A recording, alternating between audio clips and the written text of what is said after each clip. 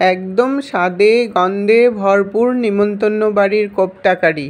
নমস্কার বন্ধুরা, সীমাস স্মল কিচেনে পুরনো বন্ধুদেরকে অসংখ্য ধন্যবাদ জানিয়ে নতুন বন্ধুদেরকে আমার চ্যানেলে স্বাগত জানাচ্ছি।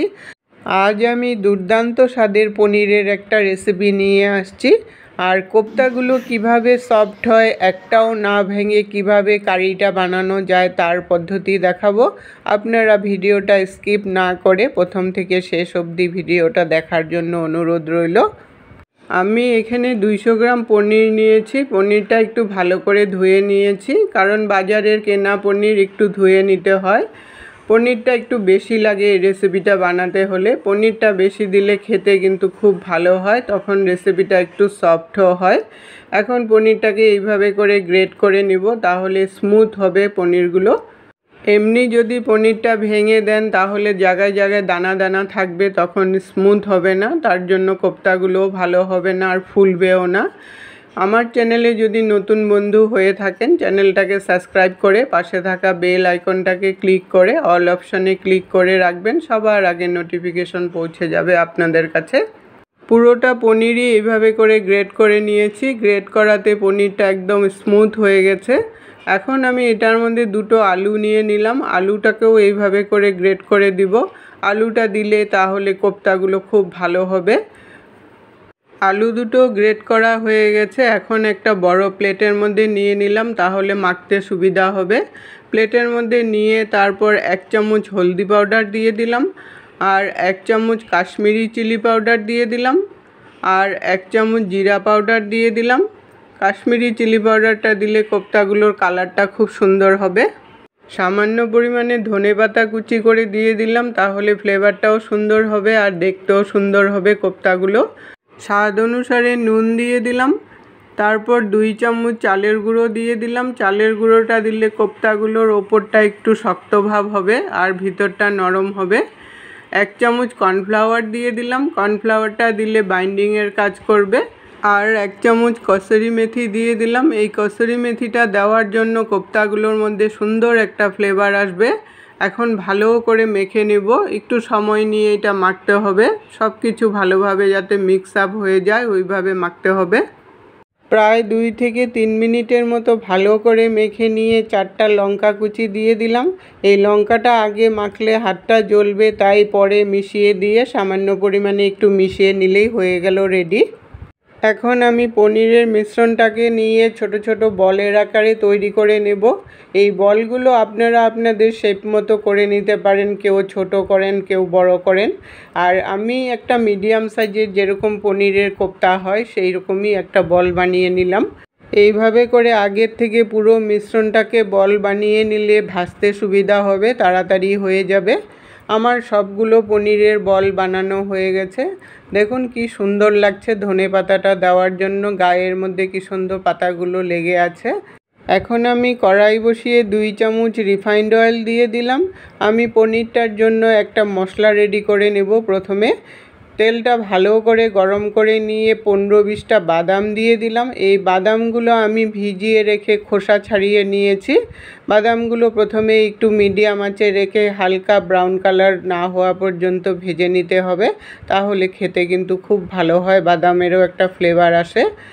এখন এটার মধ্যে 8-10 কোয়া রসুন দিয়ে দিলাম, আর 1 ইঞ্চি আদা ছোট করে কেটে দিয়ে দিলাম, আর একটা পেঁয়াজ বড় বড় করে কেটে দিয়ে দিলাম, আর একটা মিডিয়াম সাইজের টমেটো বড় বড় করে কেটে দিয়ে দিলাম, আর 3টা কাঁচা লঙ্কা দিয়ে দিলাম।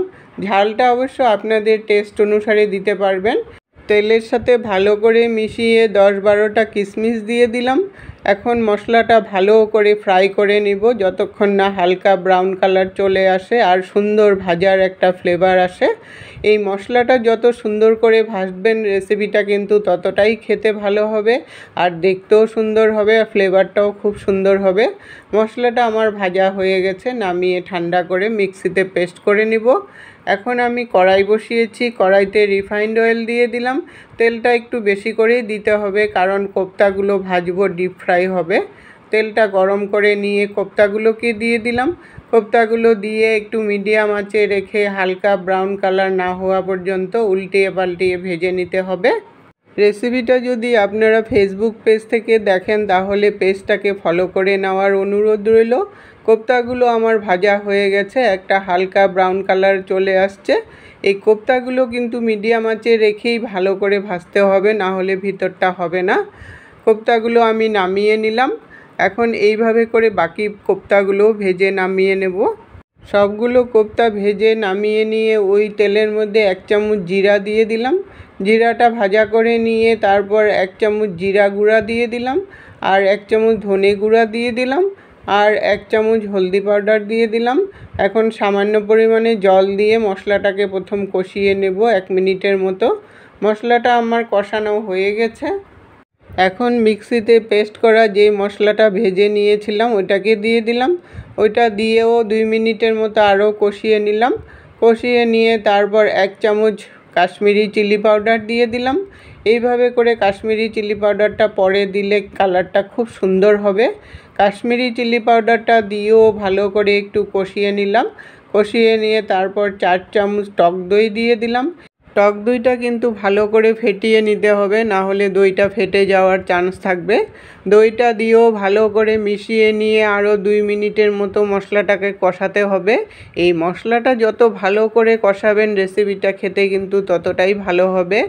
তেলটা উপরে চলে আসছে, মশলাটা মানে কষানো হয়ে গেছে। এখন 1 বাটি জল দিয়ে দিলাম। জলটা দিয়ে ভালো করে মিশিয়ে নিয়ে স্বাদ অনুসারে নুন দিয়ে দিলাম। ব্যালেন্স হওয়ার জন্য একটু মিষ্টি দিয়ে দিলাম। এখন ঝোলটাকে আমি 5 মিনিটের মতো ফুটতে দেব। ঝোলটা 5 মিনিটের মতো ফুটানোর পরে একটু ঘন হয়ে গেছে। এখন কোপ্তাগুলো দিয়ে দিলাম। কোপ্তাগুলো দিয়ে ভালো করে ঝোলের সাথে মিশিয়ে নিয়ে আরও 2 মিনিটের মতো ফুটিয়ে নেব। কোপ্তাগুলো দিয়ে 2 মিনিটের মতো ফুটিয়ে নিয়ে তারপর 1 চামচ কসুরি মেথি নিয়েছি। কসুরি মেথিটা হাত দিয়ে একটু ভালো করে ঘষে উপরে দিয়ে দিলাম। এই কসুরি মেথিটা দেওয়ার জন্য সুন্দর একটা ফ্লেভার আসবে। কসুরি মেথিটা দিয়ে ভালো করে মিশিয়ে নিয়ে তারপর আমি নামিয়ে নিলাম। বাড়িতে থাকা সামান্য উপকরণ দিয়েই একদম অনুষ্ঠান বাড়ির মতো পনির কোপ্তা কারি বানালাম।